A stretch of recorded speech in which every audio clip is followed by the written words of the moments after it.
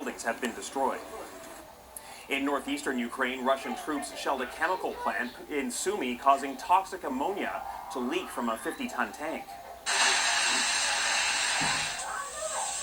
President Zelensky says one person was injured. Residents had been told to take shelter to avoid exposure.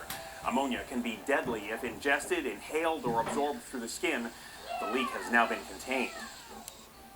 NATO believes the war in Ukraine may soon be unwinnable by either side. A stalemate would be long and bloody, and that's adding to the pressure on Western leaders to do something to shift the balance of power in Ukraine's favor.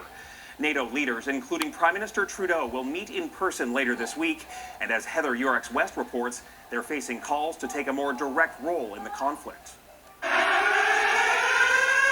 It is the sound the people of Ukraine have been living under for nearly a month. Air raid sirens that Ukraine's president is imploring Western leaders help put to an end. No euros for the occupiers, Volodymyr Zelensky said. Close all your ports to them. Don't supply them with goods. Refuse Russian energy resources. Push Russia to leave Ukraine.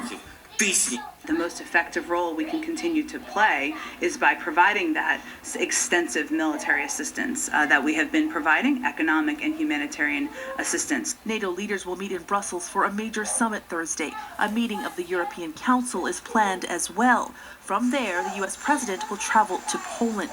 The Polish president keen on NATO allies taking a more direct role in the conflict, pressing the U.S. to facilitate the transfer of Polish-make fighter jets while proposing a peacekeeping mission of armed NATO soldiers into Ukraine.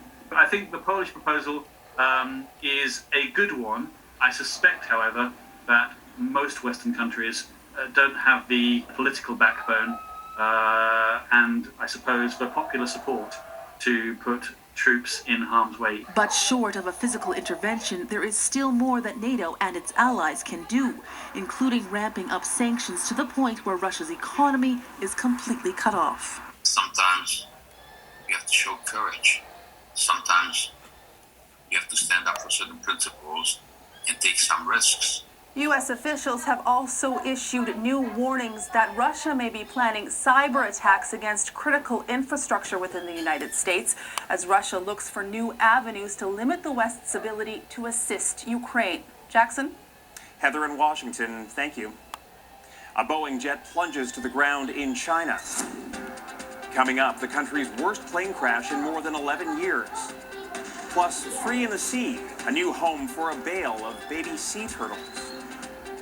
Milk with 15